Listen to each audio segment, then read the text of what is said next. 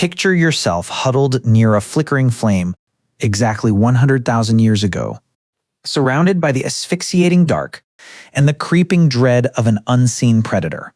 Desperation kicks in to alert your companion. Across the embers, prompting you to execute the most basic modern reflex by prying your jaws apart. But nothing escapes. Total vocal paralysis. This is the unnerving reality we routinely ignore about our deep past.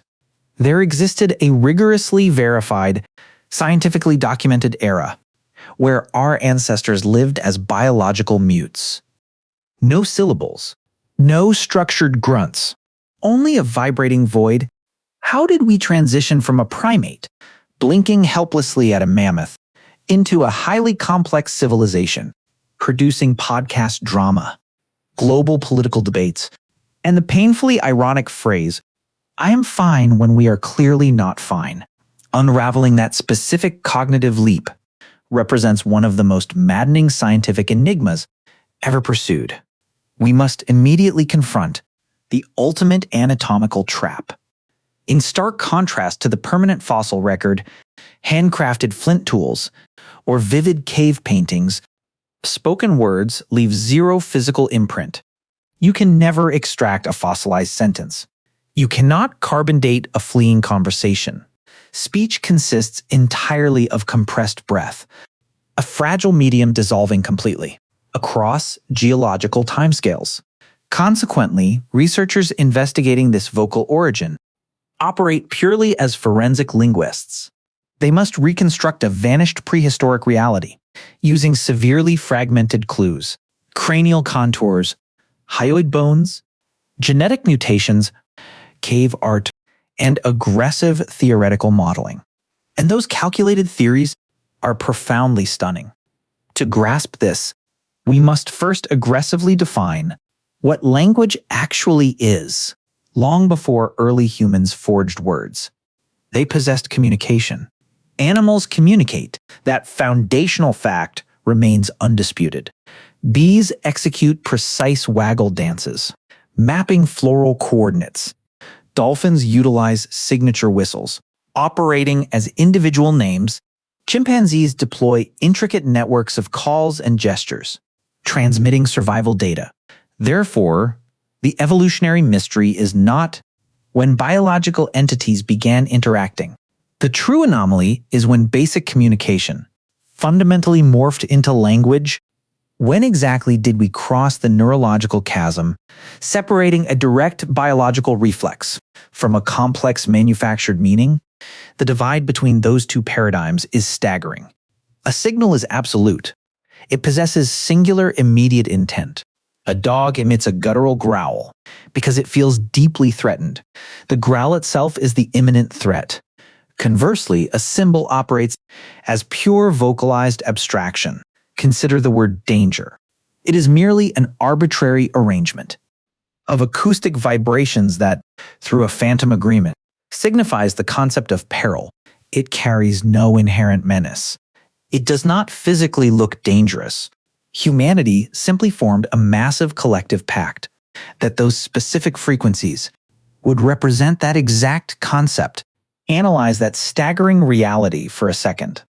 Every complex sentence you ever utter relies entirely on a shared auditory delusion.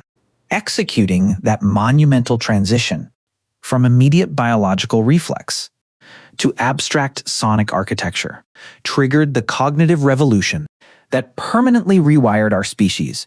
The precise timeline of this transition remains a profound scientific enigma. It divides researchers into two distinct chronological frameworks. The initial perspective argues for a slow burn mastery spanning hundreds of thousands of years, gradually elevating primitive biological calls into meticulously structured grammar. This framework is formally known as the continuity hypothesis. Its proponents point directly to our closest evolutionary relatives, chimps, bonobos, and gorillas, who currently exhibit undeniable rudimentary symbolic intelligence. They possess the capacity to learn physical signs. They actively combine conceptual elements in novel ways, They inherently understand that tangible objects carry distinct identities. Under this lens, spoken language merely represents the ultimate endpoint of an incredibly protracted evolutionary corridor. The alternate perspective dictates an entirely different trajectory. They suggest a singular instance of cognitive lightning striking. Somewhere between 100,000 and 50,000 years ago, an unprecedented mutation or a critical threshold of cranial complexity suddenly unlocked recursive syntax. This is the staggering cognitive ability to nest complex ideas deeply inside other ideas. The man who I think knows the woman who lost the dog. That specific dizzying level of structural layering. Prior to that exact moment, nothing remotely comparable existed. This defines the discontinuity hypothesis. If this stands true, verbal communication did not gradually mature. It detonated a sudden neurological eruption. The objective reality likely synthesizes both views, requiring multiple biological components converging over deep time. We must analyze the physical vessel first, because speech demands an extraordinarily precise anatomical compromise. For the vast majority of our evolutionary timeline, our primitive ancestors lacked this structural hardware. The critical component is the larynx, fundamentally determining our acoustic destiny, based on its strict vertical positioning within the throat. In nearly all mammals, specifically including chimpanzees, the larynx sits safely high. This elevated placement provides a massive survival advantage. It permits them to breathe and swallow simultaneously, effectively eliminating the choking hazard. Brutally efficient, but it severely suffocates their vocal range. Conversely, in modern humans, the larynx plunged perilously downward. This structural descent forged a vastly expanded acoustic chamber, the pharynx, which generates the complex vowels and rapid consonants, essential for articulate speech. The brutal consequence? Death by asphyxiation. We remain the singular mammalian species that regularly perishes by inhaling our meals. Annually, thousands of individuals suffocate on improperly chewed meat or overly ambitious sandwiches. Evolution engaged in a lethal evolutionary gamble, officially deciding that possessing a voice was entirely worth the fatal risk of a rogue breadcrumb. This anatomical drop occurred relentlessly over millions of years across multiple species within the genus Homo. However, a frustrating reality emerges. Flesh decays. The larynx lacks bone structure, meaning this soft tissue vanishes entirely from the fossil record. Science remains trapped. We require statistical probability once again. While soft tissue dissolves, the skeletal anomaly endures. A singular piece of anatomy holds the physical blueprint. The hyoid. It acts as a U-shaped floating anchor within your throat, stabilizing the intricate muscular network required for complex swallowing and deliberate vocal articulation. Strikingly, it represents the absolute only bone in the human body, completely disconnected from the rest of the skeletal system. It simply hovers there, suspended entirely by a fibrous web of tendons, because its physical contour directly mirrors our vocal muscular mechanics. Studying its curvature unlocks prehistoric acoustic capabilities. In 1989, the narrative cracked wide open.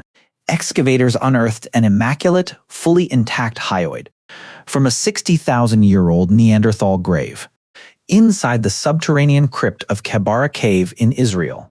The subsequent anatomical analysis triggered absolute shockwaves. The prehistoric curvature was virtually indistinguishable from a modern human hyoid, a monumental revelation. It provided concrete physical evidence that Neanderthals, our robust and heavily browed ancient cousins, who dominated Ice Age Europe, undeniably possessed the mechanical throat architecture for spoken language. Then, researchers hunted for the next genetic breadcrumb. By 2002, the scientific paradigm shifted violently. Geneticists isolated FOXP2. Media outlets immediately branded it the ultimate language gene. A gross journalistic oversimplification that caused actual biologists to mentally scream. Yet, the underlying reality remains devastating. Humans possessing compromised iterations of FOXP2 suffer profound neurological paralysis. They fail to execute the microscopic motor coordination demanded by syllables. They collapse against grammar. The sheer magnitude of this genetic sequence shattered previous assumptions. The human manifestation of FOXP2 fundamentally deviates from every existing mammalian variant, violently splitting away from chimpanzees. Mice possess FOXP2. Songbirds utilize FOXP2. Even crocodiles inherently carry FOXP2.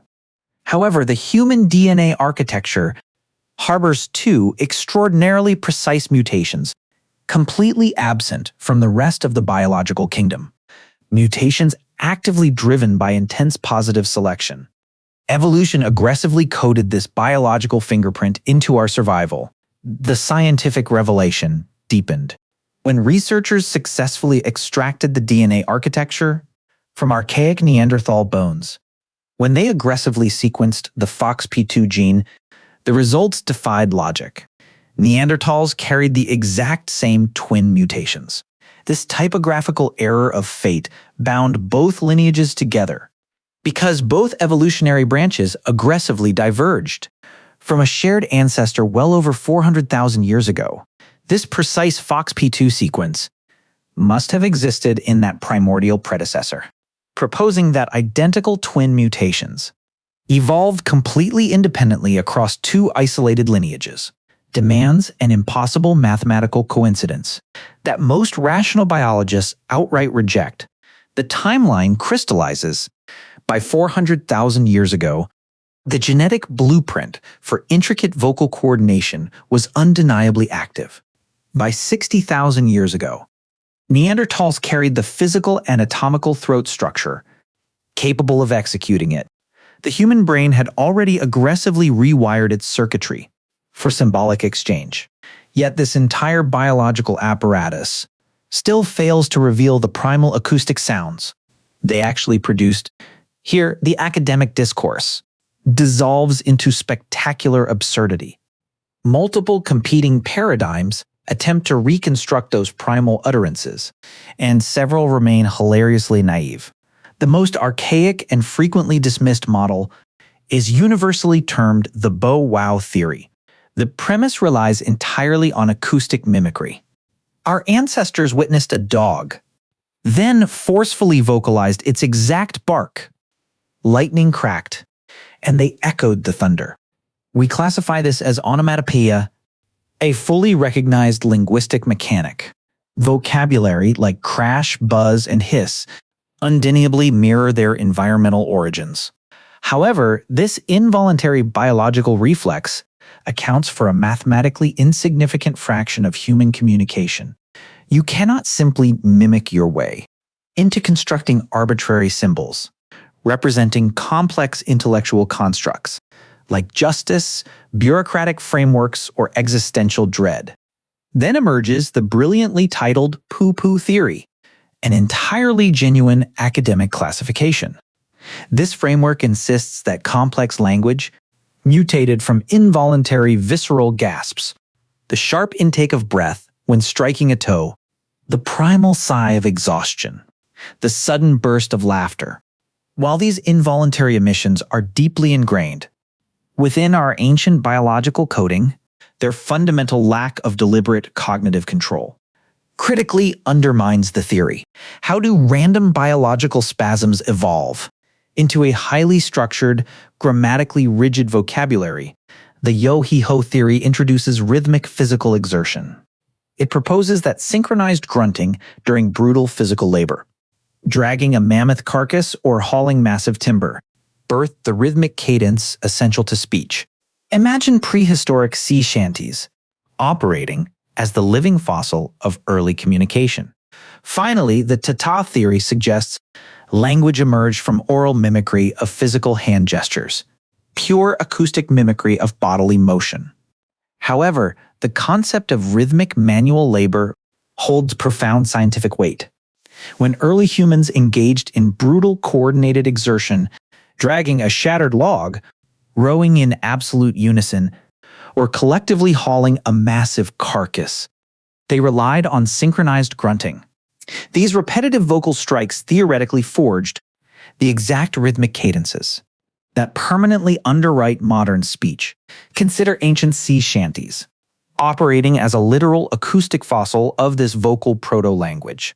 A massive neurological overlap physically validates this. Music and linguistic processing violently intersect across the human brain. Numerous evolutionary biologists firmly argue they co-evolved simultaneously. Consequently, our ancestors almost certainly sang, long before they ever spoke. While the literal vocal mimicry theories dissolved, the broader kinetic origins of speech command immense academic respect. The fundamental gesture hypothesis dictates that language sprouted directly from the body. You only need to investigate a human skull to witness the proof. The exact cortical real estate dictating complex vocabulary in modern humans. Broca's area sits locked in severe anatomical synchronization, with the neural zones controlling the fine motor movements of our hands. When examining non-human primates, this identical brain region exclusively processes facial contortions and manual signals. That structural tether is absolutely intentional. Furthermore, the sheer mechanics of vocabulary logically align with physical motion. Pointing remains the absolute most foundational linguistic strike in human history. Extending a single index finger aggressively demands, lock your attention onto that external target. This deliberate physical directive is hauntingly exclusive to our lineage. Wild chimpanzees operating in dense jungles almost never point, yet every modern human infant instinctively wields this commanding physical gesture months before they can physically vocalize their demands. This biological reality dictates an inescapable conclusion. Human communication ignited through our hands, and the biological voice merely caught up. Yet possessing the exact anatomical hardware is utterly irrelevant. Without the psychological mapping, you can perfectly align the dropped larynx, aggressively mutate the FOXP2 gene, and heavily wire Broca's area for complex articulation. But that entire biological machinery collapses into static noise. Without the absolute prerequisite of linguistic exchange, theory of mind. This defines the staggering cognitive capacity to recognize that entirely separate biological entities harbor distinct internal motives, contradictory beliefs, and hidden intentions. It is the ability to forcefully model an alien consciousness. Inside your own skull, true language, completely divorced from primal signaling, demands this invisible mental bridge. When I forcefully project a sequence of syllables at you, I am not merely expelling air. I am launching acoustic signals with the exact calculation that you will recognize my specific intention, to implant a precise thought into your brain. I just articulated that complex sentence, and unpacking its sheer psychological density is mind-bending. Language operates fundamentally as engineered social telepathy. I blindly trust your capacity for cognitive empathy to decode my thoughts, while you trust my deliberate intent to be understood. This highly cooperative exchange remains radically absent in the animal kingdom. When a primate screeches, it demands immediate resources or physically reacts to terror. It never initiates a cooperative exchange of abstract data. It does not verbally dissect yesterday's hunting failure, mentally reconstruct a distant valley, or collectively hallucinate tomorrow's strategy. This staggering evolution of cognitive empathy tracks perfectly with another violent shift in human history: the explosive expansion of our tribal populations. 500,000 years ago, our ancient predecessors survived strictly within tight, isolated bands. By exactly 100,000 years ago, that demographic density suddenly fractured. Groups became massive. Navigating this escalating social complexity required ruthless mental computations. You had to aggressively track shifting tribal alliances, calculate deep individual trustworthiness, and map out dense webs of primate diplomacy. The evolutionary psychologist Robin Dunbar famously hypothesized that spoken words materialized entirely to solve this crushing demographic crisis. He conceptualized language as vocal grooming. Wild chimpanzees cement their fragile social bonds by physically extracting parasites from the fur of their peers. It is deeply intimate, but it mathematically collapses the exact moment. Your localized tribe swells to over 150 competing individuals. You simply cannot physically touch everyone before nightfall, but language operates as an infinitely scalable social adhesive. It allows you to simultaneously stroke multiple alliances across the embers. Survival gossip became the absolute killer application of human evolution. When you idly dissect modern social drama today, you are actually executing a deeply embedded survival mechanism designed to monitor threats and alliances. Once activated, this societal feedback loop accelerated with terrifying speed. Advanced communication forged exponentially larger, coordinated populations. Those larger populations actively manufactured denser networks of information. That crushing intellectual load forcefully pressured primitive syllables to become incredibly sharp, precise, and powerful. This hyper-precise vocabulary unlocked generational transmission. We stopped merely demonstrating how to shatter flint and started embedding survival tactics into narrative frameworks that conquered time. Knowledge forcefully accumulated instead of dying with each generation. Consequently, cultural momentum violently outpaced our own biological stagnation. When syntax crystallized, reality warped. We could suddenly negotiate with total strangers. We could strategize for unborn seasons.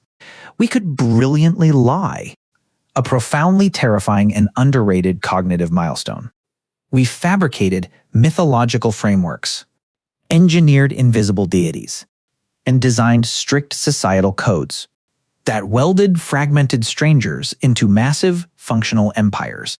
Agriculture, megacities, orbital science, the digital grid, even the exact screen you're staring at right now.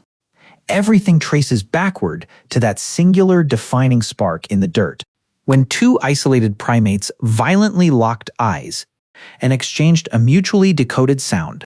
We lack the exact timestamp. We lack the precise coordinates, though the African continent remains the absolute scientific consensus. The identity of that primal first word remains permanently erased. Yet, mathematical probability dictates that by 70,000 years ago, the cognitive eruption had finalized. Modern humans aggressively transformed, forging complex tools and executing vast continental trade. Language was firmly installed, networking isolated skulls into a massive shared mainframe. The catastrophic behavioral shift defined as the Upper Paleolithic Revolution merely represents the fossilized fingerprint of complex grammar. The 36,000-year-old subterranean canvases at Chauvet, capturing predator movement, optical depth, and deliberate narrative structure. These are pure, undeniable fossilized thoughts. The Venus figurines aggressively scattered across frozen European plains. The hollowed flutes violently carved from vulture bone. The meticulous application of crushed red ochre and drilled shells. Each artifact perfectly proves our species mastered materializing the invisible. That is the raw mechanical function of language. It forcibly externalizes human consciousness. It makes the phantom reality tangible, the fleeting breath permanent, and the terrified individual completely collective, prepared to confront a profound psychological reality. Every spoken dialect echoing across the globe today. All 7,000 distinct variations, from the tonal complexities of Mandarin, the rhythmic structures of Swahili, the isolated linguistic fortress of Basque, to the intricate click languages vibrating across the Kalahari Desert. Every single linguistic variant, ignoring their vast superficial acoustic disguises, strictly operates on identical deep structural logic, a hardwired sonic blueprint locked deeply within human neural tissue. Noam Chomsky brilliantly defined this cognitive architecture as universal grammar. It suggests that all global communication is essentially one single, massive proto-language, wearing drastically different cultural clothing. We share an exact neurological inheritance. Analyze a developing human infant. Regardless of geographic isolation, cultural framing, or economic disparity, they systematically install language through the exact same biological sequence. A child blinking in the neon glare of Tokyo, a toddler walking the dust of Lagos, and an infant sitting in Sao Paulo all initiate the exact same babbling sequence. They inevitably generate isolated words, forcefully combine two-word fragments, and eventually trigger complex syntax on an identical chronological timeline, all achieved without a single formal academic instruction. The cognitive software comes fully pre-installed. It was violently coded by millions of years of random evolutionary accidents, brutal environmental pressures, and the desperate need to survive. A larynx plunging downward, a critical FOXP2 mutation firing, a cortical network rapidly wiring for crushing social complexities, a terrified primate desperately needing to mathematically track loyalties across the fire. All that agonizing biological chaos occurred just so one evening, surrounded by absolute prehistoric darkness on the African savanna. One fragile hominid could lock eyes with another. One could forcefully expel a specific vibration, threat, predator, hide. And the other mind instantly decoded it. That is the violent, beautiful origin of speech. It did not ignite with philosophical debates, complex poetry, or intricate romantic declarations.